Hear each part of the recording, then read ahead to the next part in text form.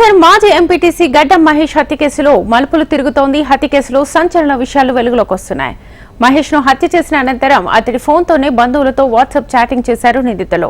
మహేష్ కు సురక్షితంగా ఉన్నట్లుగా అతని కుటుంబ సభ్యులను నమ్మించే ప్రయత్నం చేశారు. అయితే మృతుడు మహేష్ కనిపించలేదని పోలీసులకు ఫిర్యాదు చేసినా పట్టించుకోలేదని, తమకు స్థానిక కౌన్సిలర్ మల్లేష్ పై అనుమానాలు ఉన్నాయని బంధువులు చెబుతున్నారు.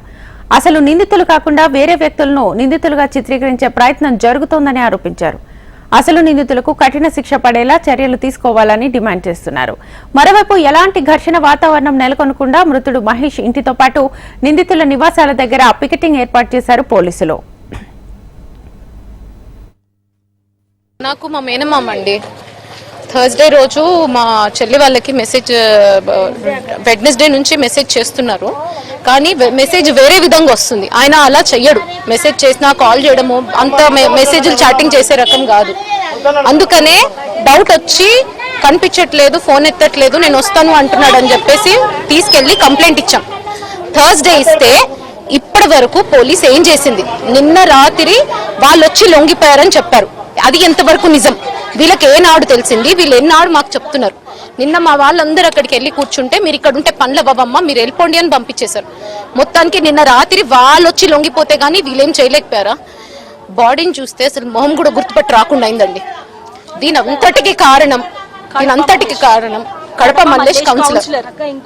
మాట్లాడదాము, డీల్ క్లోజ్ చేద్దామని పిలిచి తీసుకెళ్లి చంపారు. కాళ్ళల్లో కారం కొట్టారంట, కాళ్ళు చేతులు కట్టేశారు, మెడలో బెల్ట్ చుట్టారు. మా మామ లెక్క వైఫైలోకి వచ్చాక అది కూడా ఆన్ చేయట్లేదు, వైఫై ఆన్ చేసుకుని దాని నుంచి మెసేజ్లు పంపించారు. టెక్నాలజీ డెవలప్ అవ్వలేదా? వాళ్ళు పట్టుకోలేరా? పోలీసులు థర్స్డే నుంచి ఇప్పటి వరకు ఏం చేశారు? ఫైనల్ గా జస్టిస్ అవ్వాలి. ఒకటి ఏంటంటే రాంగ్ ఇన్ఫర్మేషన్ ఇస్తున్నారు. నిన్ననేమో చనిపోయింది ల్యాండ్ విషయం అని చెప్పారు, ఇప్పుడేమో ఎఫ్ఐఆర్ అని చెప్తున్నారు, which is very very wrong. Right, ఇక ఇదే ఘటనకు సంబంధించి ఫుల్ డీటెయిల్స్ మా ప్రతినిధి అమరేందర్ అందిస్తారు. అమరేందర్.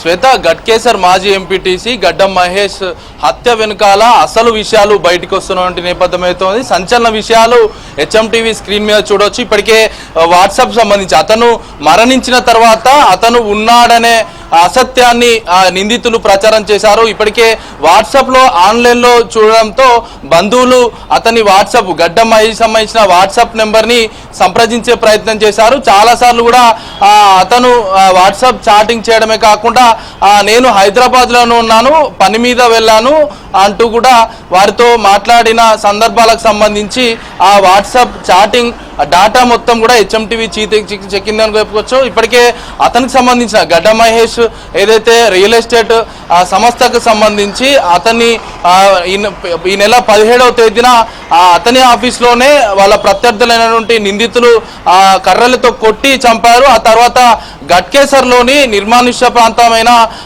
ఏదైతే దానికి సంబంధించిన సెగ్రిగేషన్ షెడ్తో పాటు డంపింగ్ యార్డ్ ఉంటుందో ఆ నిర్మానుష్య ప్రాంతానికి తీసుకెళ్లి అతని మృతదేహాన్ని పూడ్చిపెట్టారు. దీనికి సంబంధించి నిందితులు నిన్న సాయంత్రం సమయాన లొంగిపోయినట్లుగా తెలుస్తుంది. గట్కేసర్ పోలీసులు నిందితుల దగ్గర నుంచి సమాచారం రాబట్టుకొని ఎక్కడ మహేష్ మృతదేహాన్ని పూడ్చివేశారు అని సీన్ రీకన్స్ట్రక్షన్ చేశారు. ఏదైతే గట్కేసర్లోని డంపింగ్ యార్డ్కి వెళ్ళి మరి కూడా అక్కడ ఏదైతే పూడ్చిపెట్టిన స్థలాన్ని కూడా పోలీసులు సందర్శించారు. ఉదయం తెల్లవారుజామునే అక్కడ పూడ్చివేతలకు సంబంధించి ఏదైతే ఆ మృతదేహం ఉన్న స్థలంలో అతన్ని వెలికి తీసే ప్రయత్నం చేశారు. వెలికి తీసి ఆ మృతదేహానికి సంబంధించి డీకంపోస్ట్ కావడంతో పూర్తిగా అక్కడనే పోస్ట్ మార్టం అయితే నిర్వహించారు. ప్రస్తుతానికి గట్కేసర్ గ్రామంలో ఉద్రిక్త పరిస్థితులు అయితే చోటు చేసుకున్నాయి. గడ్డం మహేష్ ను చంపినటువంటి నిందితులు ఎవరైతే ఉంటారో అనుమానిత నిందితుల ఇంటి వద్ద కొంత ఆందోళన పరిస్థితులు నెలకొన్నాయి, ఉద్రిక్త పరిస్థితులు చోటు చేసుకున్నాయి. మహేష్ తరపున బంధువులు, కుటుంబ సభ్యులు, అతనికి సపోర్ట్ చేసిన వాళ్ళంతా కూడా నిందితుల ఇంటి వైపు వచ్చి రావడం, లొల్లిలు చేయడం, ఆందోళన చేయడం ప్రస్తుతం హాట్ టాపిక్ గా మారింది. ఇటు నిందితుల ఇంటి వద్ద కావచ్చు, మహేష్ సంబంధించిన వాళ్ళ మృతదేహాన్ని తీసుకొచ్చే క్రమంలో ఇబ్బందులు తలెత్తకుండా ఇప్పటికే పోలీసులు పికెటింగ్ ఏర్పాటు చేశారు. ఎక్కడ ఎలాంటి అవాంఛనీయ ఘటన జరగకుండా ముందస్తు చర్యలు అయితే పోలీసులు తీసుకున్నారు. ప్రస్తుతానికి మహేష్ చాటింగ్ సంబంధించి అతను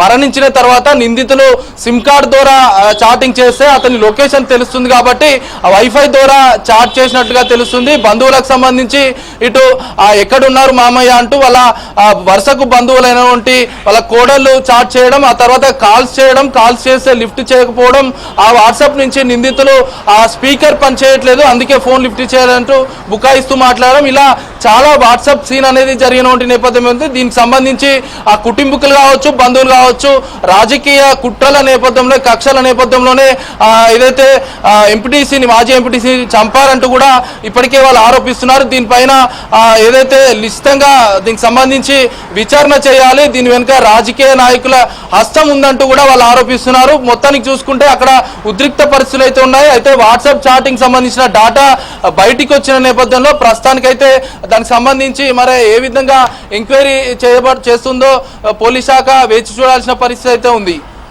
రైట్ అమరేందర్, థ్యాంక్ యూ.